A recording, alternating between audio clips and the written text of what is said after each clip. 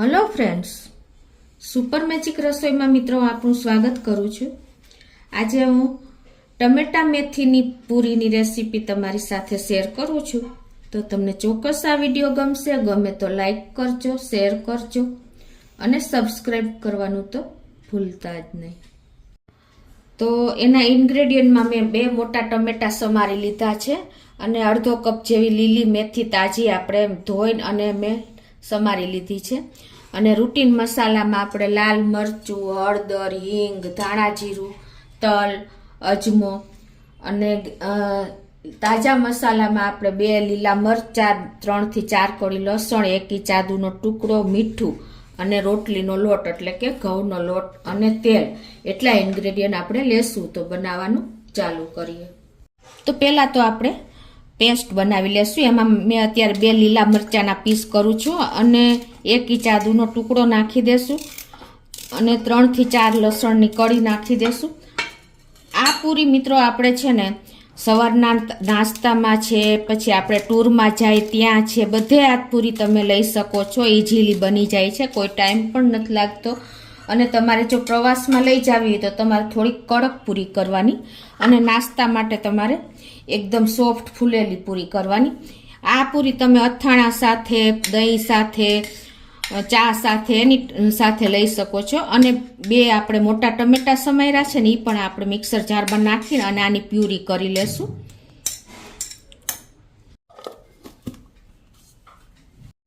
તો આ રીતે જો આપણે એકદમ ફાઇન પ્યુરી બનાવી લીધી છે આદુ, લસણ, મરચાં અને ટમેટાની, તો એને આપણે એક બોલમાં નાખી દેશું।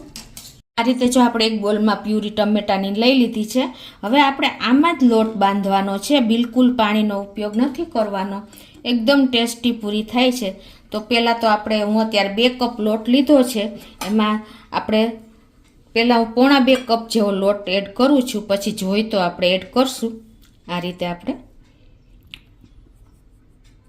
જેટલો સમય ને એટલો લોટ આપણે એડ કરશું। અત્યારે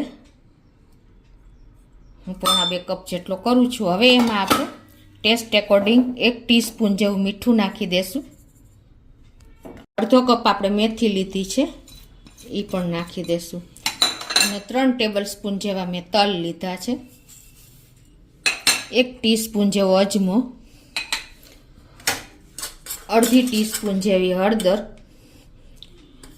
1 ટીસ્પૂન જેવું લાલ મરચું, 2 ટીસ્પૂન જેવું ધાણા જીરું અને 1/4 ટીસ્પૂન જેવી આપણે હિંગ નાખીને હવે આ બધું આપણે સરસ મિક્સ કરી લેશું। અને 3 ટીસ્પૂન જેવું આપણે તેલ પણ નાખી દેશું।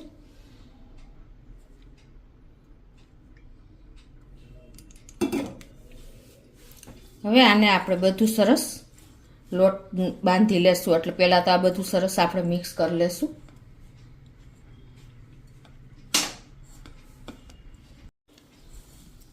મિત્રો આપણે સાદી પૂરી, જીરા પૂરી બહુ ખાધી હશે, પણ ટમેટા મેથીની પૂરી આપણે બહુ ઓછી ખાધી હશે। જો તમને એમ લાગે કે તમને ખટાશ જેવું લાગે ને તો તમે થોડીક ખાંડ પણ ઉમેરી શકો છો। અને તમારી પાસે મેથી અવેલેબલ ન હોય ને તો તમે એની જગ્યાએ ધાણા ભાજી પણ લઈ શકો છો। આ રીતે આપણે લોટ બાંધી લેશું પૂરીનો।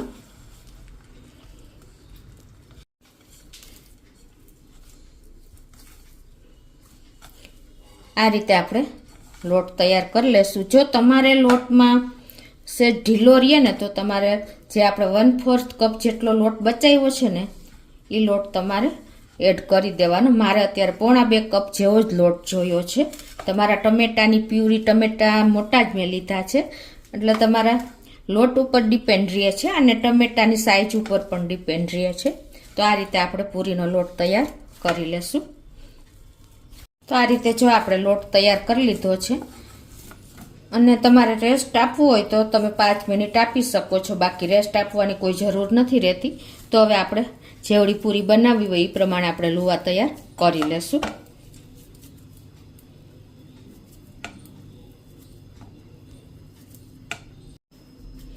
આ રીતે જો આપણે લુવા કરી લેવાના છે અને હવે આપણે પૂરી વણી લેશું।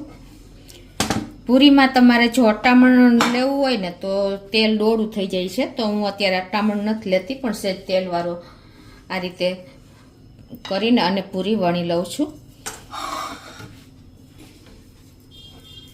આ રીતે આપણે એક એક પૂરી વણતા જાશું.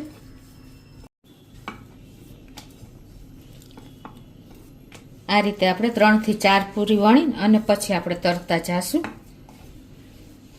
આ બાજુ મેં તેલ પણ ગરમ કરવા મૂકી દીધું છે. આ રીતે તમારે જો પ્રવાસમાં લઈ જવા કડક પૂરી કરવી હોય ને તો તમારે સહેજ પાતળી કરવાની, નહીંતર આ રીતે થોડીક આપણે જાડી રાખશું એટલે આપણી પૂરી સવારના નાસ્તામાં ફૂલેલી ખાવી હોય તો એ પ્રમાણે તમારે કરવાની છે. તો હવે આ બાજુ આપણું તેલ પણ ગરમ થઈ ગયું છે. તો હવે એમાં આપણે પૂરી નાખતા જાશું.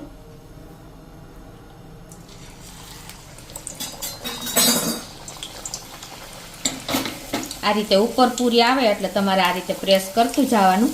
તો જો આપણે ઉપર પૂરી આવે ને એટલે ટર્ન કરી લેવાની છે અને ગેસની ફ્લેમ મીડિયમ ટુ હાઈ રાખવાની છે. તો આ રીતે આપણે બધી પૂરી જો એકદમ ફૂલીને દડા જેવી થઈ ગઈ છે. તો ઇઝીલી આપણે આ રીતે બધી પૂરી તૈયાર કરી શકશું.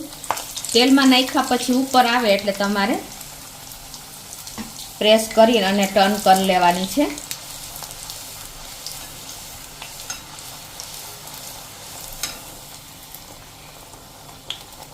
જો બધી પૂરી આપણી સરસ ફૂલી જાય છે.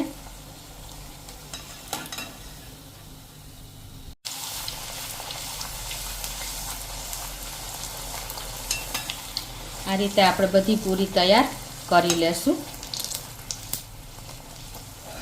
જો તમારે એકદમ કડક પૂરી કરવી હોય તો તમારે પ્રેસ કરીને અને તરવાની છે એટલે એકદમ સરસ પૂરી આપણી તૈયાર થશે. આ રીતે ગેસની ફ્લેમ મીડિયમ ટુ હાઈ રાખીને અને આપણે પૂરી તરી લેશું.